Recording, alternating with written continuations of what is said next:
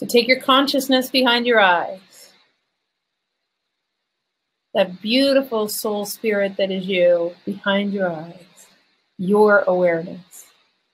And everything that pulls on you gets to go out into that beautiful, gorgeous, daisy-filled quantum field. What you're going to eat, whether you're running late, that you have to pick up the kids, what you're going to do with your life. Just put it all out in the field. Your body, aging, blah, blah, blah, blah, blah, on and on. All goes out. All it gets to be is you and I together, and that's all. And from this place, in a time where we go from, in the Northern Hemisphere at least,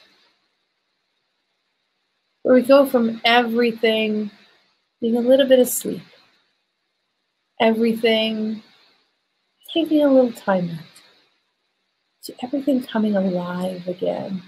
It would be the version of rainy season versus wet season if you were near the equator. It doesn't really matter the seasons. But let's view our renewal as something that calls us forward in the environment of the civilization of human beings. That letting go of the old so that we can come to more deep understandings changes the degree to which we can relax, the degree to which we can have confidence that dancing with all of life is all there is to do, and have confidence in knowing and truly integrate with the idea that all of consciousness knew who you were before you got here and absolutely is a part of you. Therefore, even if you make choices and take actions that are a little bit inconsistent with the piece of the puzzle of heaven on earth that you are, with your purpose, it doesn't even matter, because consciousness will redirect you, no biggie. That's how loved you are. You don't have to think so hard about trying to get it right. Feel in your body what it feels like a year from now, where there's a level of just not even needing to think so hard about getting it right because you could care less. You're far more interested in doing what presents, and you're actually tickled by how much to your mind what you're doing oftentimes doesn't make any sense whatsoever, has no logical reason for being, and that you're actually tickled with yourself, that you actually don't care, that you're actually tickled with yourself, that it's funny to you that you're doing these crazy things because, man, you know, it's so different from 10 years ago, where everything had to have a rationale, or 20 years ago, or 30 years ago, or when you were listening to your parents. All of a sudden, it just doesn't matter.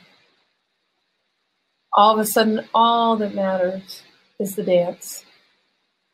Because you know that by following the flow of life and dancing with what's in front of you, so many quantum leaps will occur.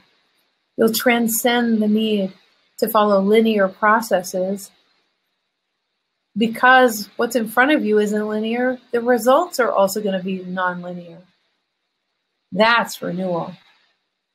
That's waking up. And there's a freedom in that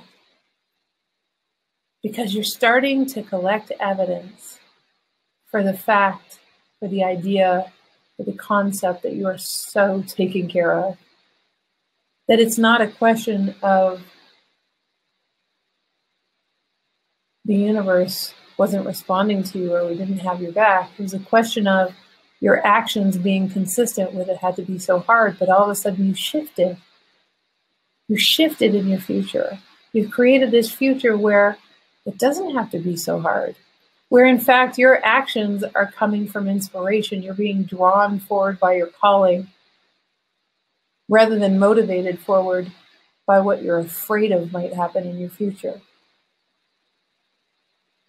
And as you collect evidence, it just makes you more and more inspired to follow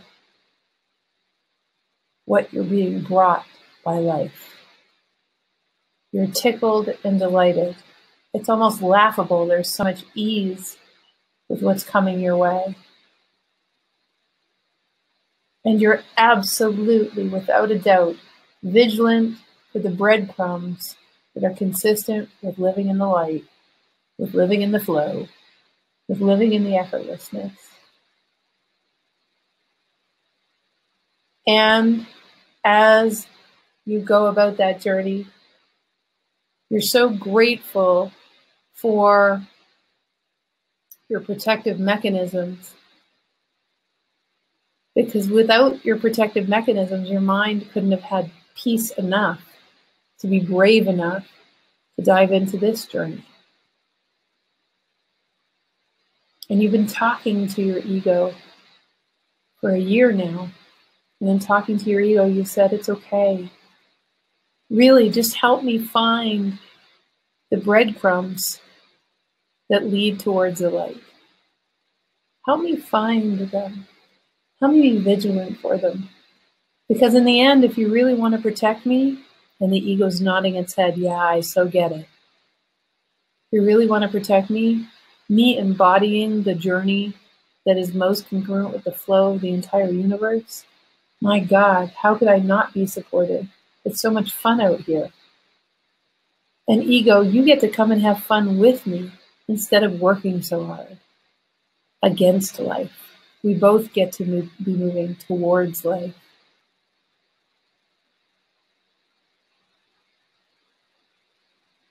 And watch as we open this portal to what's possible, as the spring leaves come out to play, as the blossoms show themselves, in this renewal energy, this blossoming of you, these leaves springing forward of your own future potential. As they blossom, sure, there's a trail of last year's twigs. There's some remnants of the old leaves. The cool thing is they become compost and they feed your journey going forward. They aren't for nothing. They catalyzed you to this spot. So the gratitude that's present a year from now, the gratitude that's present for what catalyzed all the steps that got you to this place, there is no judgment of how long it's taken or why didn't you know. It doesn't even exist. There's only gratitude for it couldn't have happened any other way. How blessed am I? How blessed am I that I'm also amongst all these brilliant, brilliant beings who are on this awakening journey with me. How amazing is it that I'm not alone?